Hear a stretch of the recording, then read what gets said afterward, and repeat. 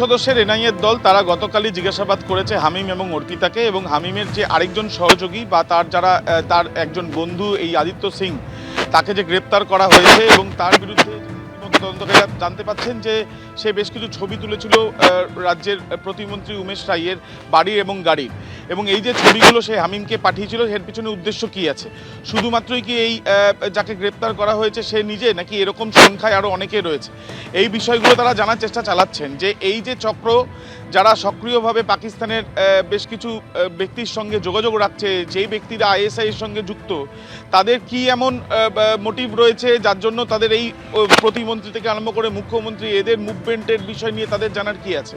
সেই বিষয়টা জানার জন্যই এনআইএর তরফ থেকে 3 জনের সদস্য, যেহেতু ইউএপিএ ধারাতে মামলা রুজু হয়েছে, তারা গতকালই গিয়ে জিজ্ঞাসাবাদ করেছেন। যাকে গ্রেপ্তার করা হয়েছে তাকে আজকে বর্ধমান আদালতে পেশ করা হবে। হেফাজতে পাওয়া গেলে সেই ক্ষেত্রে এসটিএফের সাথে কথা বলে এনআইএ তাদেরকেও জিজ্ঞাসাবাদ করবে, এমনটাই জানা যাচ্ছে। তার পিছনে কারণ কি, যে এই টিমের মধ্যে কতজন রয়েছে এবং তারা যেভাবে নিজেদের মধ্যে কথোপকথন করছে, অন্যান্য আর 5 জন যেভাবে কথোপকথন করে সেরকম নয়।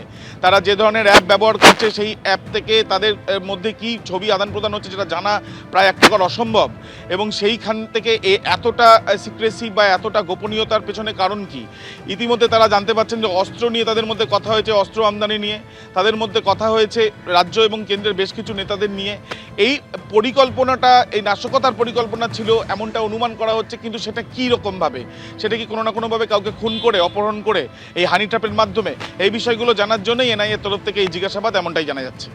একদমই আবির, তুমি আমাদের সঙ্গে থাকো। অর্থাৎ একদিকে হামিম মণ্ডল অর্পিতা সরকারের পর তৃতীয় গ্রেফতারি আদিত্য সিং ওরফে রাজুকে হাওড়ার বেলিলিয়াস রোডের বাসিন্দা, তাকে বেঙ্গল এসটিএফ গ্রেফতার করেছে। আর অন্যদিকে এনআইএ জিজ্ঞাসাবাদ শুরু হয়েছে। ইতিমধ্যেই হামিম অর্পিতার বিরুদ্ধে ইউএপিএ ধারায় মামলা রুজু হয়েছে।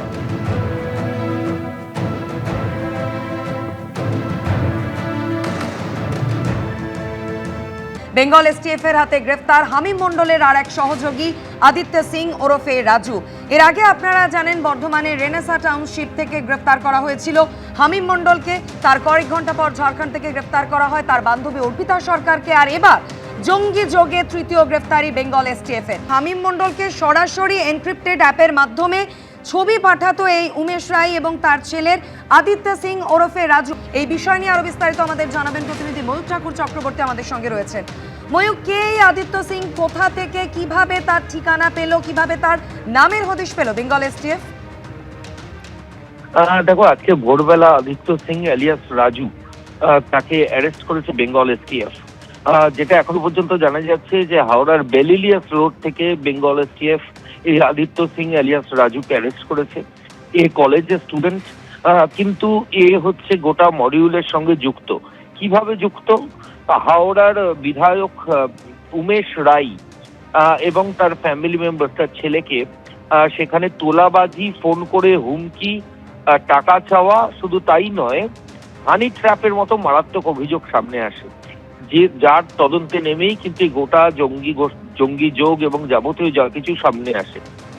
এবার এই তদন্ত করতে গিয়ে তদন্তকারীরা দেখতে পান যে হামিম মণ্ডল, যে আগে হাওড়ার পিলখানায় থাকতো, গত 3 মাস আগে উচ্ছেদের পর বর্ধমানের রেনেসা টাউনশিপে থাকতে শুরু করেছে, এবং বেঙ্গল এসটিএফ এর হাতে প্রথম গ্রেফতার এই শাহজাদ ভাট্টি গ্রুপের সঙ্গে যোগসাজশের অভিযোগে সেই হামিমের সঙ্গে আদিত্য সিং এলিয়াস রাজু, সে কিন্তু ওয়েল কানেক্টেড, দুজনের মধ্যে ভালোই যোগাযোগ রয়েছে।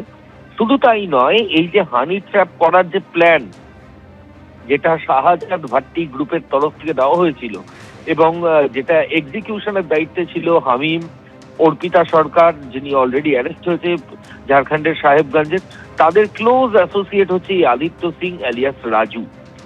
এ কি কেন ক্লোজ অ্যাসোসিয়েট? এসটিএফ এর অফিসিয়ালসরা বলছেন যে এই আদিত্য সিং এলিয়াস রাজু এ কিন্তু এই উমেশ রায়ের ছবি তুলে বা তার ছেলের ছবি তুলে সেই ছবি এনক্রিপ্টেড অ্যাপের মাধ্যমে, যেটা এন্ড টু এন্ড এনক্রিপ্টেড,